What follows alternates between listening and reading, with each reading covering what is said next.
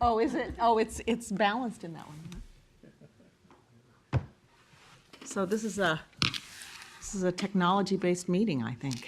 There's a series of items around technology. So what I've done with the slide deck here is just, again, to frame areas so we can have a discussion to the extent that you have questions beyond what was presented in the written material. I'm not trying to replicate that material, but I did want to go through each area so we could have a discussion on those topics as is appropriate from your perspective.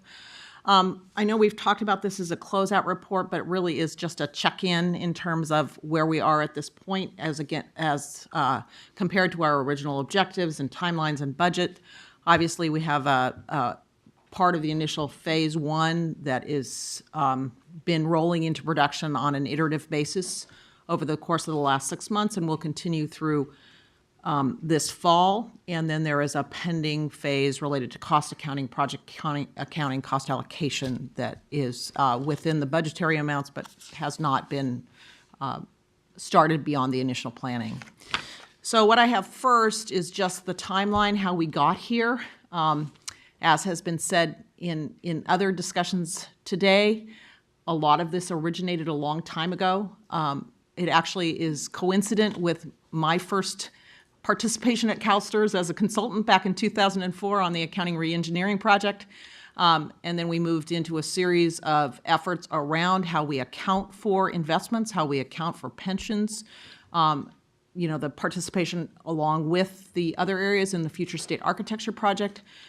The actual genesis for this particular software footprint came out of the Penalties and Interest Project, where we acquired a piece of software to be able to support the implementation of those regulations so that we could account for penalties and interest on contributions and reporting that was not received in time or in an accurate frame by the system. And then we've moved into the full enterprise resource planning implementation that we now call Business Direct. So that really gives you the timeline. As is pointed out in the write-up, there were continuing comments from external auditors throughout this period, culminating in 2010, I believe, with the first significant deficiencies and then material weaknesses in internal controls over financial reporting, which really just pointed out the codification of the concerns that had been raised all along about the fact that we were relying on spreadsheets and a accounting system that had been designed for a small nonprofit rather than an organization the size and scale of CalSTRS.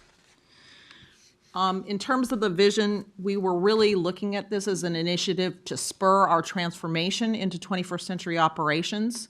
So this particular transformation has taken us from what I will call paper and pencil, although it was Excel and keyboards rather than paper and pencil. I am old enough to have used 24-column green bar paper, but others have not had that specific experience. But certainly we were based on Excel spreadsheets. And to take that into a situation where our data were integrated, that we weren't preparing what we used to call registers, to take information that was coming out of the subsidiary systems, total it from the daily reports into a monthly total, key those into our Fundware general ledger system so that we could tabulate it and produce financial reports. All of our contract documents were manual. There was no system for that. Our budget information was a compilation of information that we got out of the statewide accounting system, CalSTRS, which was used in our interface with the SCO. And then presented according to our own budgetary requirements, again, in Excel. So we've really tried to knit those pieces together, and that was the vision, to integrate the information from those various sources and pull it into a view that we could look at cohesively so that the budget can control the procurement could drive the accrual, and the accrual could show up on the financial statements. So that was the vision, is to get there. Obviously incorporating automated internal controls and thereby reducing risk. The view of the scope from the perspective of having started with the penalties and interest system was that was the procurement that led us to this actual implementation of SAP as an enterprise resource planning system. At the point in time that we did the procurement for the P&I system, we had not made a software selection. We had competing bids for both Oracle and SAP, and we selected SAP as the foundation for the P&I system.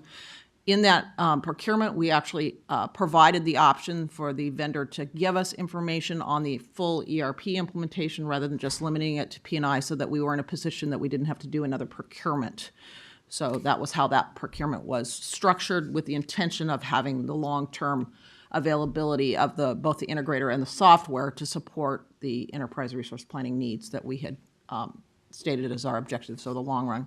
The other thing this tries to do is to show how these systems need to integrate to support pension administration with the pension administration system we've also been talking about today, and the crossover in pension accounting, and also the crossover with penalties and interest in the context of all of our systems here at CalSTRS. In terms of, so this is going scope, schedule, budget, those typical metrics that we talk about with projects. So this lays out the CARM schedule as it was originally envisioned in the discovery, which is similar to, it's CalSTRS' version of a feasibility study report. So we do a discovery document where we identify our objectives and what we think the cost will be and what we expect to achieve when. And so at that point in time when the discovery report was accepted, we were expecting that we would go live in July of 2012, with the second phase going into production in July of 2013. That schedule slipped in the course of the procurement. We actually were 4 months behind, but we did not at that point make a change in the projected go-live date. We left that alone.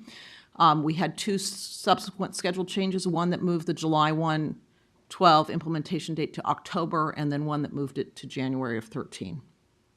So again, the delta there is the 7 months between July of 12 and January of 13 for that phase, with the caveat that we did pull out some reporting and actual processing functions related to benefit payments and deferred those to a second release. That release is in what I will call a agile development cycle, so it's not being done as one release, but as things are ready, we're moving things into production. So we have moved a series of what we call objects into production, primarily those related to reporting. And then we have another interface with the State Controller's Office around our IRC 415 and CB annuities that is about ready to go into production. So that's another chunk that's we need to do final testing with the State Controller's Office, but it is about ready to go. So that will automate a manual process currently that's not in START. And then there is a remaining interface with our Pension 2 administrator, currently Tia Kreff, that is also slated as a part of that release. Those are the big pieces, as well as some reports around procurements.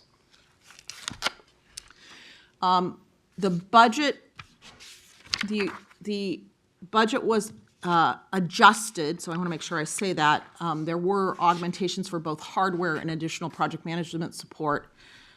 So the adjusted budget was $20.2 million.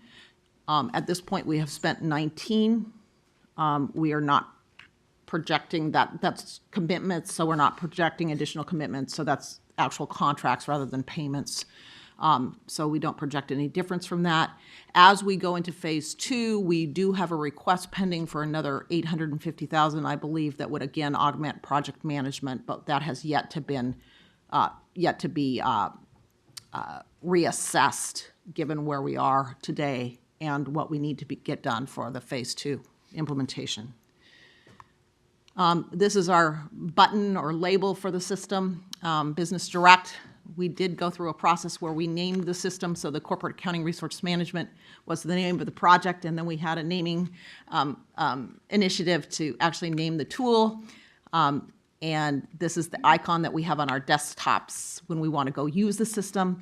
It did have an accounting effective date of January 1st of this year, which led to complexities in terms of the production of financial statements for the fiscal year because it was a mid-year conversion. So we have brought in data from our legacy systems, loaded those as beginning balances. The complexity really comes into the fact that we had to then restructure that data to match our new chart of accounts. So we had a significant change to our chart of accounts. So part of the conversion process wasn't just loading the data, but it was reframing it into the views that we have established for financial reporting going forward so that we can provide information, not just, for example, I'll use this as an example, but in our historical basis, we looked at investments based on portfolio what I'll call portfolio accounting, which is how we manage the portfolio. But from a financial reporting perspective, we'd rather look at it by investment type. And so our general ledger structure allows us to have both views. So we can look at it both by portfolio to have comparables to the performance management view, but also by investment type. So where we've got debt in a private equity portfolio, we can pull that out, or debt in a real estate portfolio, we can pull that out and look at that specifically as debt, which is essential for not only analytics, but also for some of our note disclosures. So we have to be able to do that. There's one picture in here of the 24/7 operation that occurred at conversion. So we did have shifts running with people scheduled throughout the day and night over Martin Luther King weekend. A lot of the effort was around this mapping and then also the actual data input of contracts and budgets that had not been in a system. So it was necessarily a manual conversion because there wasn't a system in place previously to bring that data from. So I definitely want to shout out to all the people who made this happen with their commitment of many nights and weekends going through this implementation effort to make it to the point where we did actually turn the system on and are running from that foundation. In terms of adoption, what we tried to do here is give you a feel for how this is being used in the organization. We think these are representative data. I don't want to say that they're absolutely perfect because the information we have to get from SAP to actually do these counts is tough to go through. It's not formatted for this kind of presentation, so we actually manually assessed it. So we think we have, on average, about 350 users throughout the organization with 5,000 monthly logins. So this represents a variety of users who use it incidentally, and then users who use it all the time to do their job. So in terms of people who use it all the time, there are staff in accounting, in procurement, in budgets who are online on Business Direct throughout their day. So they do their work based on the system. Others of us, like me, use it for approvals. So I have workflow triggers that let me know that something is ready for review. And so I go in and use the system to do that review. Or I might use it to submit a travel request. I might use it in conjunction with my support staff to make a request for the procurement of something. So again, different kinds of users. We've actually, at this point, the point in time that this was prepared, had initiated on average about 150 purchase orders out of the system on a monthly basis, had 180 some trip requests. The transaction volume is huge, and it accounts for all the interfaces data that we're bringing in that we didn't have before from our custodial bank, State Street Bank, from start in terms of member payments and receivables. So those numbers are very high and will continue to grow. So although we are a small organization to be running this kind of software, it is a fairly complicated install, and it's certainly got volumes that are in a differential with our user base. So just an interesting dynamic in looking at SAP. In terms of what we've gotten, we are definitely operating in a rules-based environment. We have position-based security, which has provided controls and also in some cases has been a challenge in that we assign security roles based on principles. And then we're finding as we use the system where those principles don't work because there are variations in how work gets done within the various operating areas, so we have to go through and adjust. So, the CFO has certain authorization, Deputy Chief Executive Officer would have certain authorization, my budget staff have certain authorization, not based on who they are, but the position in which they reside within the organization. And there are cases where that's not working as we would like it to, so we go in and we change those security authorizations based on manager approval. In terms of the integration, again, this is the positive and the challenge. Everything is tied. You can't pay a bill without having a procurement. You can't do a buy without having a budget. And so because of that, we are finding where we might have had gaps in that process, where we might have the intention of having budget authority or the intention of having a procurement, but we didn't actually have it all done and sealed by the time the invoice needed to be paid. And now we're no longer able to deal with that exception in that way. We have to make sure that the information is in the system because we can't pay the bill without it. In terms of workflow, there are workflow processes set up, and again, they're based on the organization structure. So where there might have been nuances in how work got managed in various operating areas, we are relying on the organization structure to route things from place to place, and again, working through those challenges. From an automated reconciliation perspective, we do that based on clearing accounts, and so the system creates offsetting entries when we have matches, for example, in terms of the checks we wrote and the transactions as it clears in our bank account. And we are finding the workload management around the fallout from those clearing accounts is something that we continue to learn about, and how we make sure that the clearing items are in fact getting resolved on a timely basis. Yes, sure. Robin, I know you and I have talked a little bit about this, but I wanted to get back to the integration piece, because I think that's probably the area that I have the most questions about, sure, or just yeah. kind of how, because just even working in my own district, I wish we had the integration between the different areas, because I think it's great that we're getting there. Yeah. I think in the process of where we're headed, I think, my concern just remains the issue around being able to pay bills on time and those kinds Right. of things. And so I'm just wondering, and then, hearing Graham comment Right. about that's definitely an area of concern. And certainly, as a Sure. responsible, person, we want to pay our bills on time, and Right. we want CalSTRS to be an organization that does that. And so I'm just wondering, are there things we're doing now to help the integration process, or could you comment on ways that we're helping that integration be a little smoother so that those bills do get paid on time, or ones that, can you just comment on that integration piece and how are we doing to improve that area? Sure, I can certainly comment on it. I don't want to give you the impression that I'm going to use an example, and I don't want to give you the impression this is the only situation. Sure. No, Certainly, that's okay. we have had experiences with converted data where things that we thought were set up properly, we planned based on the information we had at the time, and it wasn't there. So we've done a lot of cleanup in terms of that. But for example, it used to be that a vendor's invoice was often our trigger to do something around a procurement. Okay. But that Meaning puts we would get an an invoice in, Okay. and that would remind us to do something. Okay. Well, at that point, we're already late.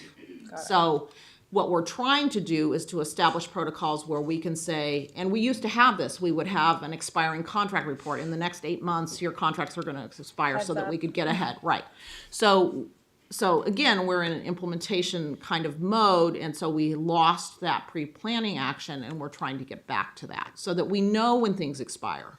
And so we can help all of us anticipate that need and get that request in, because right now we can't pay the invoice. We don't even necessarily have the taxing information for the vendor. So it's a matter of when that trigger comes in, we're already behind, so we need to Right. somehow get ahead of that. So that's an example. So can you give an example of how are we trying, since we don't have those triggers that were in place before, is there something else we need to implement in the system to have those triggers start happening again? Or what do we need to do to get back to a place where we get those heads up about? Sure. So part of what's on tap still for Release 1.5 is reporting around procurements. And so you could go through and look at your expiration dates on your own, where you could say, for my particular procurements, when are the expirations?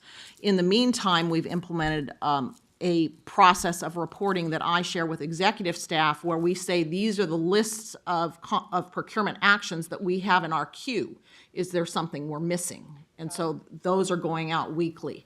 Now, again, that's not working prospectively yet. That's still saying, this is what I've got. Right. Is there something you know about that we're missing?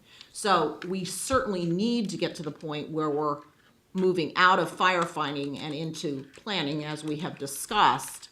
And we need to do that in concert with all of our business areas. So the intention of those reports that are coming out of the procurement process is to help all of us do that.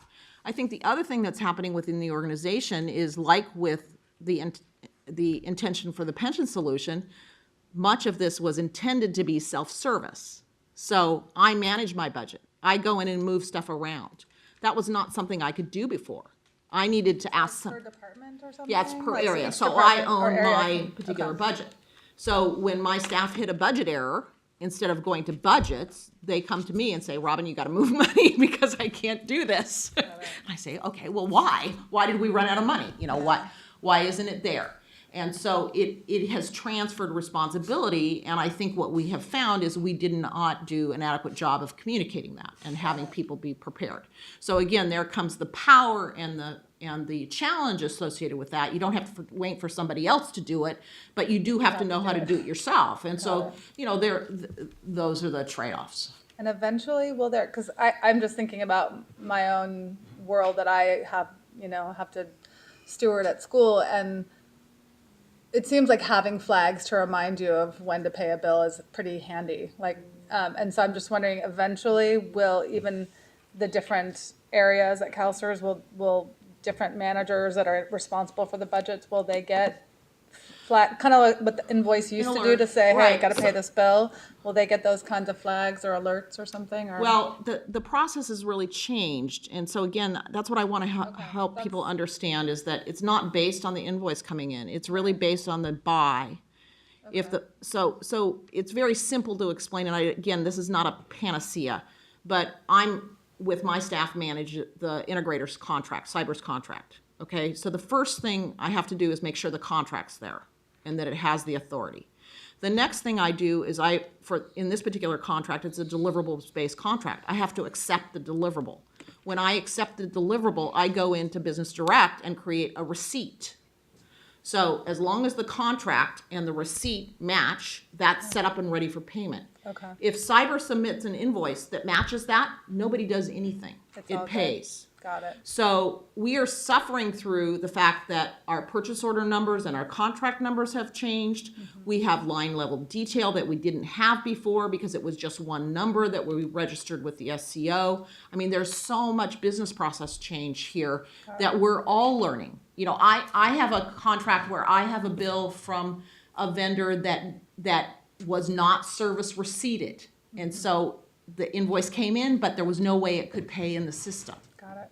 So, and it integration turns is out in that the budget process. is 63 cents short. Well, the system doesn't care that it's 63 cents and not $6,300. It won't pay, Got it. which is what it's supposed to do. It's just, it's doing what we told it to do, but we're not yet caught up with those protocols. And again, I don't want to say those are the only kinds of problems, because we do have data problems. We are finding bugs in the system. That's not it. But a lot of this really has to do with the fact that we've inverted our processes, and we're all relearning them. Got it. That's helpful. Thanks, Robin. No problem. Go ahead, Robin.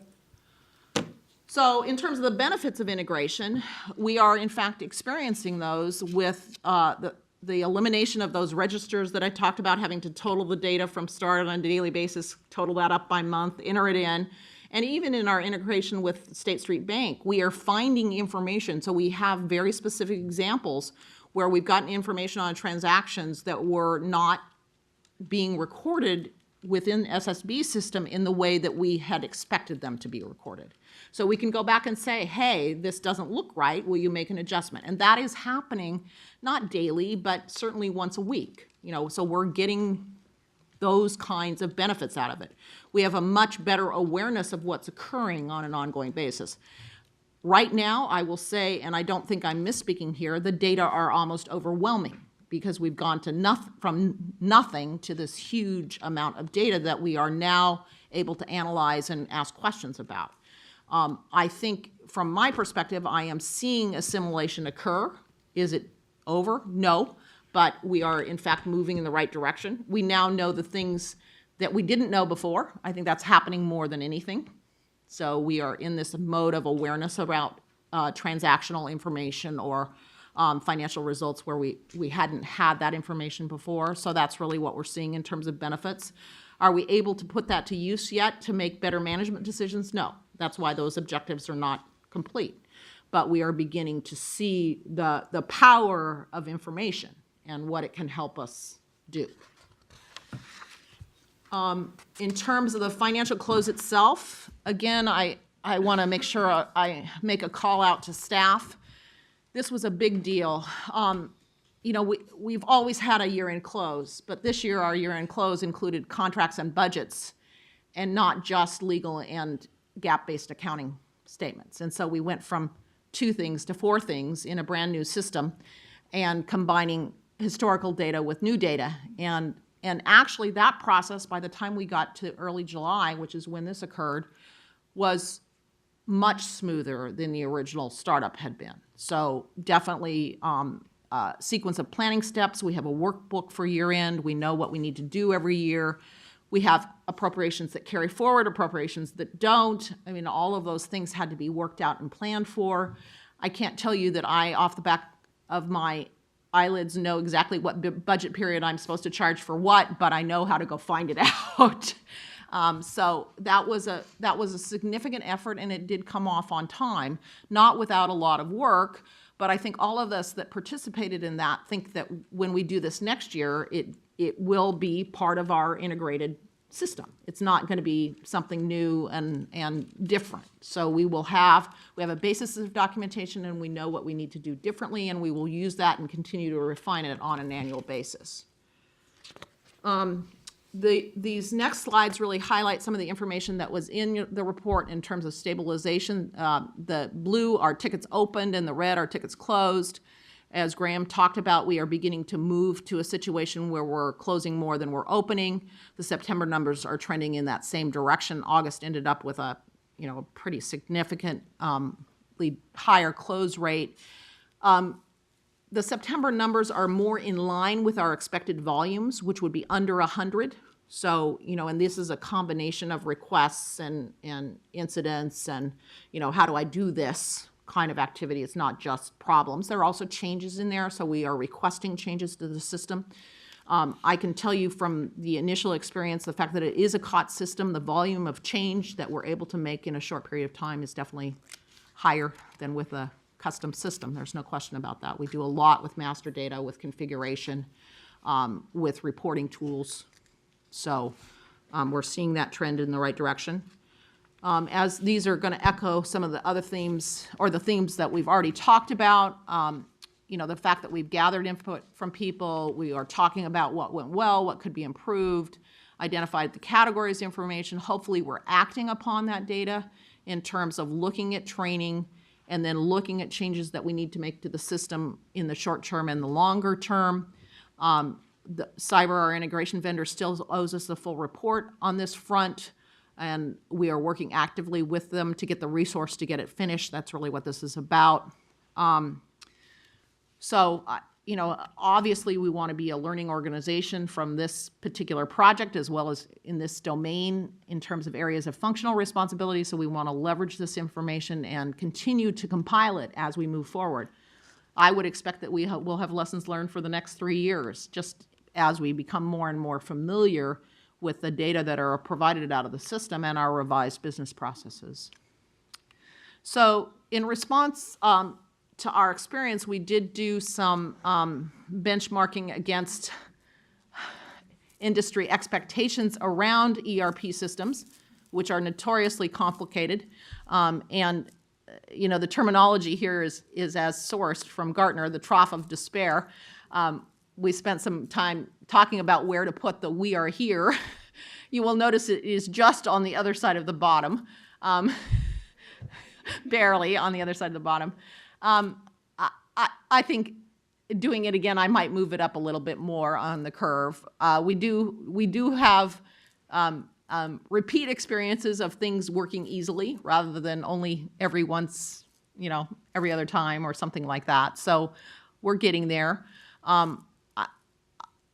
I don't want to attribute this comment to anybody in particular, but I'm hearing 36 months, and you will look back and say, oh, we made it through that. But, so we're just climbing through that transition period. I don't want to take that lightly. I want to let you know that we've got a lot of energy around this, making it easier to use, helping people understand, resources assigned to it, trying to leverage our experiences in helping people do their work. So we definitely want to get to that point. And that's reflected in our current priorities around training, the support methodology, and the implementation of the remaining functionality so we can leverage the data that we have in a way that we can use to enhance operations. And that's what I had. I certainly am here to answer your questions about what I've talked about or what was in the... Are there any questions or comments from Robin in her presentation? Cassandra? I just, Robin did a little bit of a gasp on the 36 months. 36 months from now, or 36 months from, can you put that in parameters of perspective? Where in that on when- 36 yeah. months are we? Well, so we've been live for 7 months. You know, I guess what I'm not trying to send a gas through the organization. I'm just being responsive to the significant nature of the change. I mean, the change management process started in 2004. You know, so we knew we had a problem then. It's now 2013. That was 9 years. So you can just see that on a 9-year glide path, you're not gonna glide to completion with a velocity that has you finished in the first. You know, my particular view is 18 months. That's my particular view. But this was a comment from someone else. So are you thinking 18 months from now, then? I actually think, I'm looking forward to next fiscal year end. I mean, I am proud, very proud of the fact that we have delivered our financial statements. We delivered them as we committed. That's not to say they were on time, but we met our targets. They're being audited. The auditors are working. We are able to answer questions. That's a huge achievement in the, reflecting upon a mid-year implementation with data from disparate systems. I'm looking forward to the production of those financial statements based on one system. That makes a lot of sense. Sorry. Thanks, Robin. Tom? Oh, I fully understand the depth of the travail there, but it sounds like you've done all the right things to make this work well. So, good luck next year. It will be better. And we continue. Tom's such an It will be better. encouragement. No, we continue to understand the stress this puts on the organization, the indulgence that we're asking for from our customers, the indulgence that I'm asking for from my staff. Yeah. I'm just gonna comment. Oh, hang on. Now I have Michelle. I just was similarly encouraging. I mean, given the scope of the change, the proximity of the words "we are here to light at the end of the tunnel," I thought was promising. So, I mean, It's better than looking forward to the bottom of the trough. right. I would Yeah, hope. That's right. No, for sure. Sharon? Yeah, and I think I share the same encouragement. I can't imagine, and I know you've mentioned, staff are working late nights and weekends, and I can't imagine, and it's a huge culture huge shift thing. for us. And I guess I just want to thank you for your leadership, and I recognize it's a huge, for people who are watching, our staff, that it's a huge impact on a lot of people's lives and missing, weekends and things like that. So I recognize that hard work, and I think, as providing oversight, I guess my hope is that, the areas that are stuck right now, or the areas that are kind of, not moving as quickly or meeting some deadlines, I think as much as whatever we can do, and certainly whatever the staff needs us to authorize to help do that, because obviously at the end of the day, I just get concerned about bills being paid, contracts being able to be moved through the system, that every department in CalSTRS in this building can Is do their operating to jobs their- effectively, recognizing that Right. right now, effective looks different because you're going through a transition. But as much as we can, in the midst of that transition, at the end of the day, that people can conduct business as effectively as possible under these circumstances. I think that's sort of my encouragement and charge, is just that as much as we can do that. So, Right, Thank no, you. and I certainly appreciate that, and we definitely want to be supportive of that. So. Super. Thank you. Alrighty, next item. Brian and Chris. I'll call the two of you up.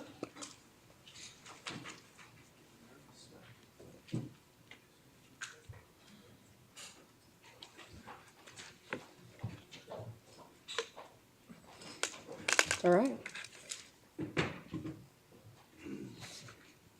Enterprise Information Management.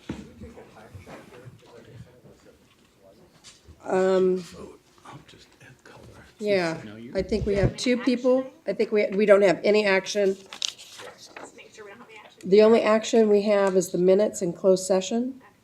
We do have something coming out of benefits and services. Peggy, are you in the room?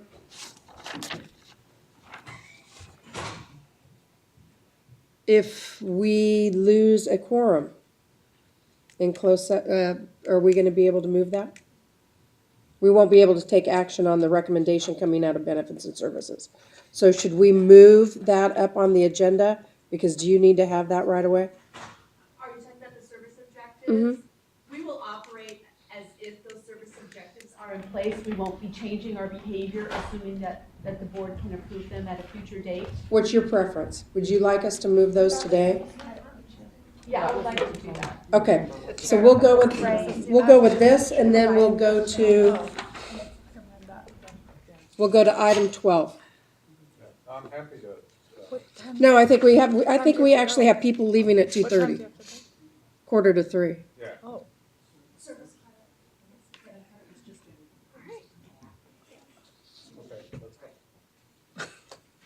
I'm sorry, I was just conferring because we did discuss the purchase of service credit and the analysis, but I believe that staff was instructed to bring that back in November, so there's Okay. no action on that. So let me just do a quick check. How many people will be here till 3? I mean, let me go, who won't be here till 3? Okay, so we should be good to do this now, and then we'll go to 12. Alrighty. Okay, moving forward. Number 6. Okay, so we're gonna talk about enterprise information management. I would refer to it as organizational information management because I'm young enough to have remembered the Star Trek, and every time I see Enterprise, I think of that crazy ship. So, also, since I'm sitting next to Chris Gaetti, who is all things project, another cultural reference, I'm going to try not to be a potted plant, but I do have some perspective on this as the sponsor of the project. And now the task before us is to move from project to program, which is always, it needs to be delicately handled, but it also needs to be handled quickly so the ball's not dropped. The information transfer happens quickly, and then the implementation takes place. So we have gotten we've gotten approval on budget items to hire an information, program manager, EIM program manager, and some supporting staff person to start creating the governance structure, to start doing some of the early stages of the implementation that you'll see. I think there's in your materials, there are 4 stages that are laid out of the implementation plan. I think some of these slides pretty much address more the philosophy, and I thought I would kind of try to talk more about the concrete actions that we're taking, but certainly happy to address any of the underlying principles or philosophies. Again, it's treating information as an asset of the organization, so it's an organization-wide approach as opposed to a systems approach. For a non-technical person like me, it would be, one of the ways I understand it is if we have, for member data, we have a birth date, and we have 3 pieces of information, the month, the day, and the year. Those are the key pieces of information, but systems may need it in the European style, where they put the day, the month, and the year. Another one might do it the month, the day, and the year. So the underlying DNA, if you will, the organizational DNA, is those 3 pieces of data. And if a system changes it for their use, we have an audit trail, and we have rules about how you change it. If you have to return it back to the central depository, what those rules are, how it's supposed to be retained and used within the individual. And it's that type of governance that happens across the organization. And so you'll see that we have, it's intended to solve issues with storing and finding data. It protects member information, obviously. We're talking about the data cleanup, data prep. Well, we're going to clean up the prep, we're going to clean up the data, but we have to install some rules now so that we have consistent data, and we don't have to go through this again, and also that we don't, when we're communicating from one system to another, we are effectively communicating in the same language. We are, certainly from my standpoint, one of the reasons that I got involved in this is compliance with regulations, external management, there's electronic discovery issues and rules, there's document retention or information retention and destruction.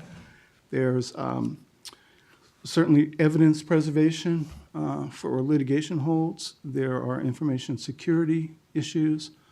So this is sort of an overall compliance function.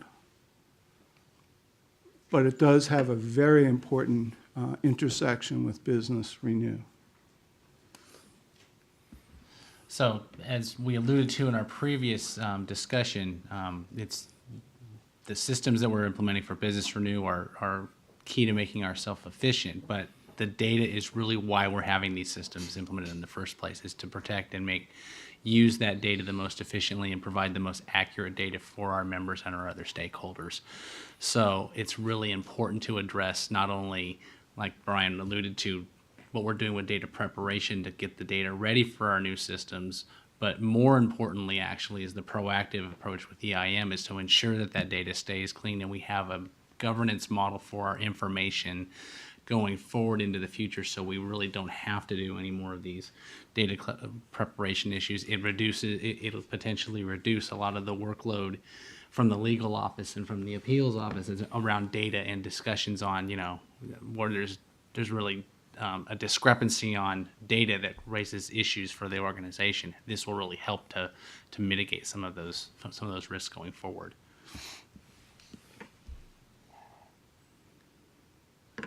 So the vision statement is trusted, secure, accurate, and consistent information to best serve our members, employees, and stakeholders. With due deference to the philosophers amongst you, the quote I like is one version of the truth. There's one version of the way we're going to approach our data across the organization. So here are our objectives. So we want to have a governance framework, and we want to talk about stewardship, security, retention, reliability, and transparency, again, across the organization. I think that's really a key to remember, that we're not looking at systems. We're going to have a governance structure that will be at a level high enough in the organization to have input from all the program areas. We're going to manage information from receipt or creation until destruction. We're going to enhance the efficiency and effectiveness of end-to-end processes, and we're going to support compliance programs and enforce internal controls. Did you want to add anything? And from a more appropriately for a system perspective, it's really enabling information access and reuse and sharing across the organization. So kind of going back to Brian's comment about one version of the truth, we also want to, as much as possible, have one version of data that everybody's looking at. So regardless of what system it is, all the systems should be tied to the same version of data, so we don't have data discrepancy issues as we go forward. This also helps, as Graham alluded to, this really helps align our key portfolio initiatives, not only for Business Renew, but other business strategic initiatives towards a cohesive goal. Because, like I said, most everything now, data is really an asset for us. Mm-hmm. So everything is tied to the data. So this will help give us alignment and cohesiveness between our strategic initiatives. Going back to self-service, it helps improve our member experience, make it easier for them to receive correct information, because as we're going to start relying more and more on self-service, it is even more and more important that that data is correct, because the member is going to be the first one to see it as opposed to staff here. So there won't be as much of a QA process, multi-step process to get to that. They're going to actually see it, so it really needs to be as clean as possible. And then, as Brian said, supports innovation and improves the quality throughout the member life cycle. So better data, cleaner data makes the member experience better and supports innovation for further expanding member self-service as much as possible.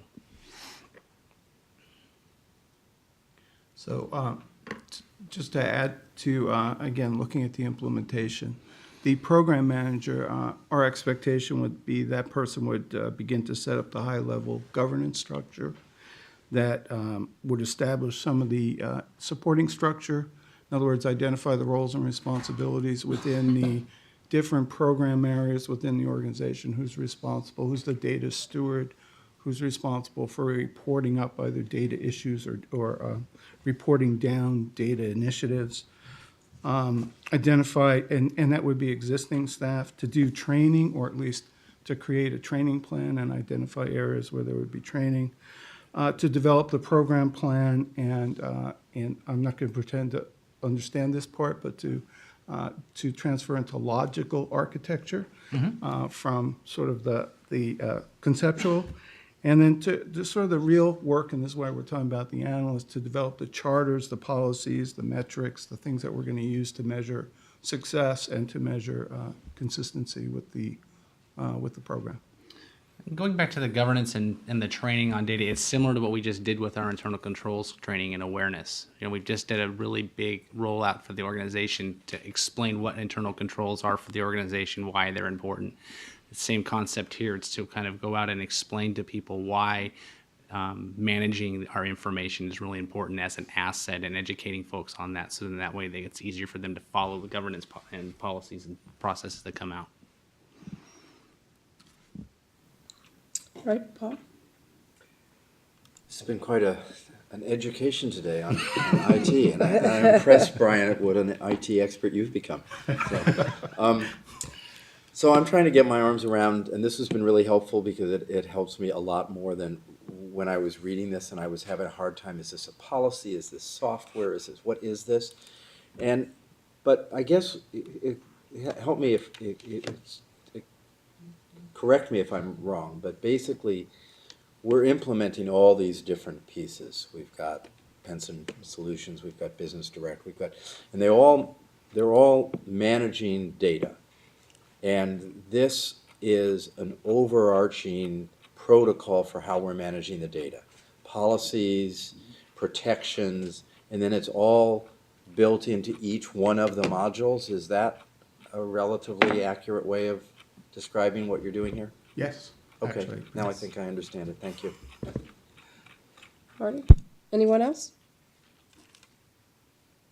Do you have anything else for us? No? Thank you. Thank you. And you will be coming back as these start to be developed and implemented. You'll let us know. All right, thanks. All righty, let's move to item number 12, please.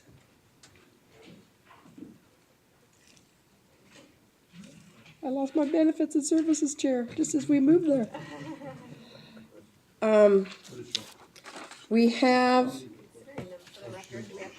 We have one. We'll go slow. We do have the committee reports for audits and risk management, and the compensation committee. We'll take those into the record, also from benefits and services. But we do have an item that the board needs to take action on from benefits and services. And Sharon, if you want to. Sure. We're ready. Go ahead. By direction of the committee, I move adoption of the 2013-14 service performance objectives. And I also move to, can I do them separately or together? Let's do them separately. Okay. So are there any questions on the service performance objectives of Sharon? All in favor say aye. Aye. All opposed say nay. Any abstentions? Alrighty, that motion is passed. How about your second one? By direction of the committee, I move to direct staff to prepare single-year permissive service credit purchase rates rounded up to the nearest tenth, with a single rate at the youngest and oldest age ranges, as determined by staff, to be presented to the Benefits and Services Committee in November for adoption effective January 1st, 2014. Are there any questions of Sharon or the committee? Seeing none, all in favor say aye. Aye. All opposed, nay. Any abstentions? All right, that'll be great. We have, again, we had the new board member education sheet before us this morning. And the minutes were in the booklet under 12B. Did you already talk about investment committee or is that later? Open session. Open session? Do you have a motion I to come just- out of? I No, don't you wouldn't have a motion. I have an We're good. announcement though. Oh, go Can I ahead. announce I wanted to make a quick announcement with the investment committee that actually we found out today that there's a magazine apparently called what is it? Where's Chris? Asset International CIO magazine, which I'm sure about, how many people read that, Michelle? But anyway. All the CIOs, All the I'm CIOs sure. of pension funds. But I've actually been reading it because I get sent the links to it, and I'm really happy to announce that our CIO, Chris Ailman, has been nominated as CIO of the year with Right public on. pension funds over $100 billion. Right on, And so I just Chris. wanna- Woohoo! And I'm sure he wants me to mention that it's not about Chris Ailman, it's a team, and so we want to thank the investment staff because he's Amen. only as good as his team and the consultants that also help out. So kudos. There you go. Right on. Alrighty. So I'll entertain a motion to approve the consent agenda, item number 12. It's been moved and seconded. Any further discussion? All in favor say aye. Aye. All opposed say nay. Any abstentions? Alrighty, thanks. Moving back then to the system risk management report, Cassandra? Okay, thank you. This is the second semi-annual risk management report to the board. As a little bit of a background, in June of 2012, the ARM Committee developed a framework for reporting, identifying and reporting risk management, and asked and delegated actually the oversight of the risk identification categories that they had outlined back to the full board for reporting. They asked that the reports come to them semi-annually, and this is our second report to the board. We developed a framework for us to work internally and a framework for which to identify sub-risks and the probability and impact of risks within that framework. We committed to and have followed through with quarterly reporting at the enterprise executive staff level, and actually we've been reporting on these risks more often than that in the development of the framework and the reporting structure. Those templates and risk identification categories are in attachment 1. The first page of attachment 1 are the 9 risk categories, and then the following templates are the identification of the sub-risks and probability and key activities and mitigating strategies that address each of those risks. So with that, staff are prepared to discuss any of the updates from the last meeting that we had in February, and we'll move forward with our continued internal reporting, and our next semi-annual report will be next February. But at the pleasure of the board, staff is prepared to address any questions that you have relative to those reports. We'll open it up for questions then. I really like the format of the report. It's very easy to read. I enjoyed it. Thank you. Paul? I agree. I think this is very helpful. The one question I had was on, and I'm having a hard time reading this on my iPad, but I think it's, I'm having trouble on my screen because. Yeah. because it's the wrong Yeah, I just direction. realized on the screen. Okay, but I think we're talking about well, it's on TRB 102, so maybe, They're all and well 103. over You're right. It has to do with pension funding and investment and the risk that we don't achieve the 750. And I guess that's our key performance indicator. And I guess what I'm wondering about is, since this is something that's supposed to be sort of a constant thing for us to be looking at and evaluating our progress, but 750, as we've talked about, is something we're going to achieve over the long run in any individual year or not. How is the risk of insufficient investment earnings being kind of thought about in this framework? And how do we know that we've got a problem? Because it's not just that, you know, one year we do less than 750, the next year we do more than 750. So how do we use this to sort of notice that maybe there's a problem? Well, and that's a great question. There's a reason why that's the very first risk category. And we talk about as you can imagine, a lot. This is, and not only in the investment branch, but in our risk meetings that we have with the rest of the exec staff. I mean, this is, we look at our return objectives in two ways, as you know, and I kind of wish Chris was here because I'm sure he would want to speak to this. But we look at our return objectives from two perspectives. One is, as you know, the absolute return side, which is that, a very long, 20, 30 years, that 7.5%, the actuarial earnings assumption. And the other is the relative versus our benchmarks.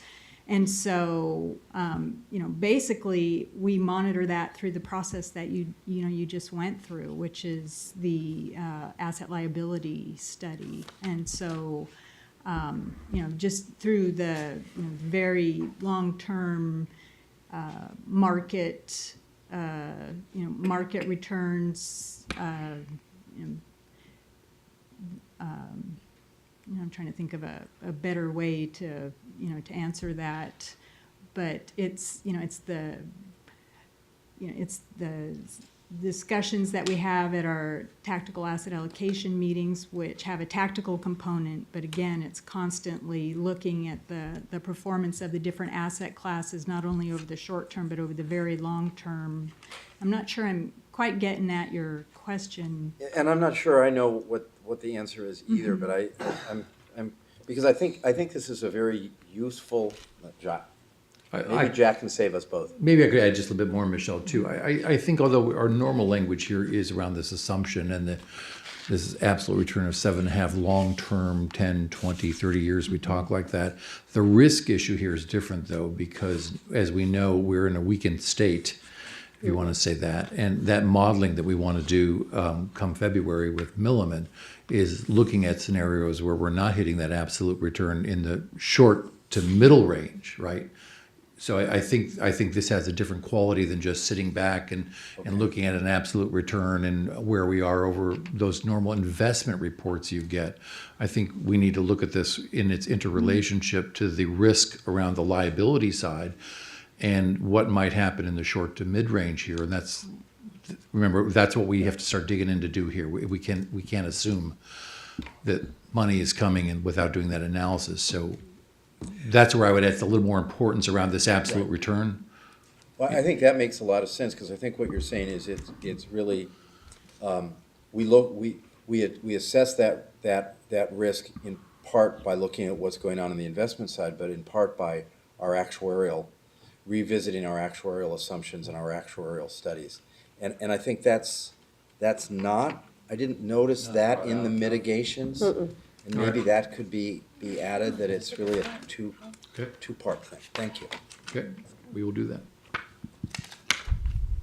Anybody else? Cassandra? Sorry. So what we will be doing again is continuing our internal reporting. We're developing and augmenting this framework to take it down into the business program areas.